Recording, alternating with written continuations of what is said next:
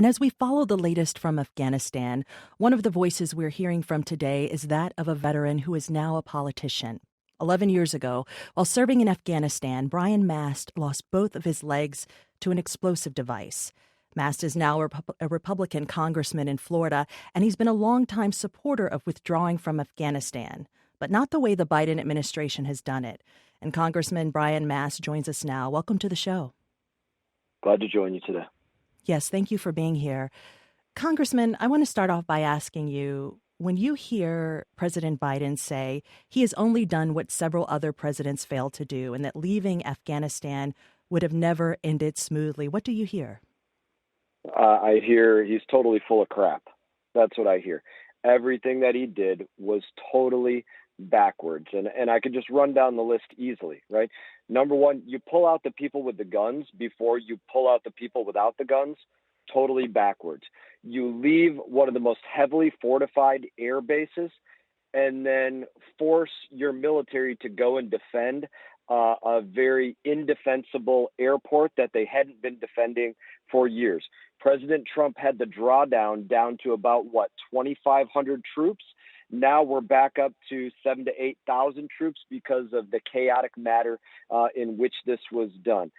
They get the military out before they get the civilians out. You know, the situations of how this is so backwards.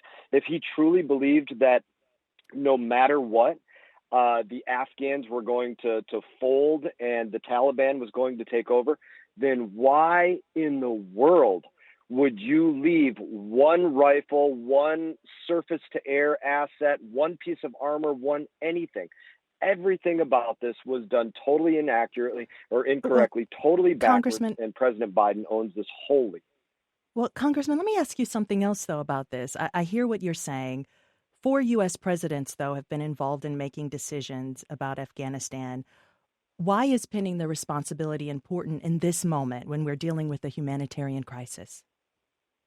Pinning the responsibility is something that is a part of conversation. Truthfully, it's not the most important thing that's going on in this moment. The most important thing that's going on in this moment is that you still have thousands of Americans that are in Afghanistan, having evacuated our heavily fortified embassy as well, that we need to get out. That you have thousands of assets, tens of thousands of U.S. assets and their families that we're not sure exactly how we're going to get them properly vetted and get them out. And then beyond that, you have the most well-equipped Taliban in the history of the Taliban in a 20-year war because they now have all of the munitions that this administration left behind. Those are the most important things going on. Blame, that's a part of the conversation, but there are serious ongoing missions that unfortunately the number one priority of this administration is the optics of what's going on and not doing this in the safest and most responsible possible way. You mentioned the strategy of President Trump, former President Trump, who secured a deal with the Taliban. President Biden says that left him with the choice to either fully withdraw or risk more fighting. Do you think that deal that Trump made is at least partially at fault for what we're seeing now? I do not think the deal that President Trump made is at fault whatsoever.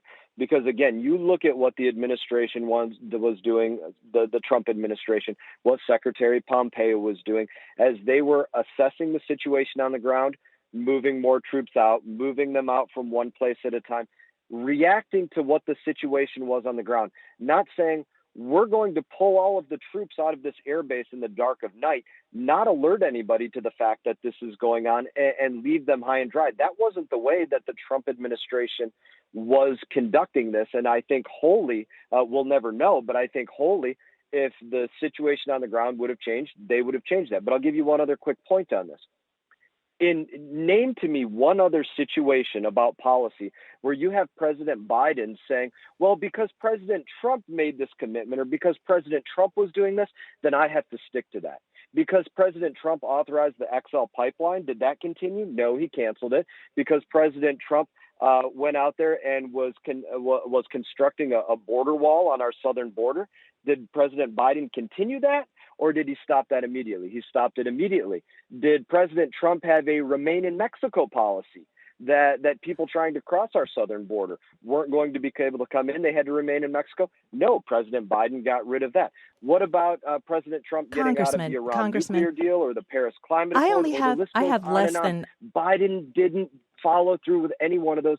He's totally using that as an excuse. We will have to pick up this conversation another time. I literally have 15 seconds with you. What do you want to see from President Biden in this moment right now?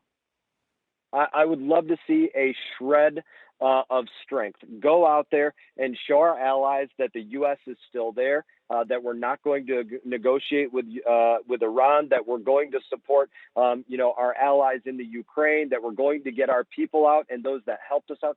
Show a shred of strength is what I would like to see. Congressman Brian Mast, Republican from Florida. Thank you.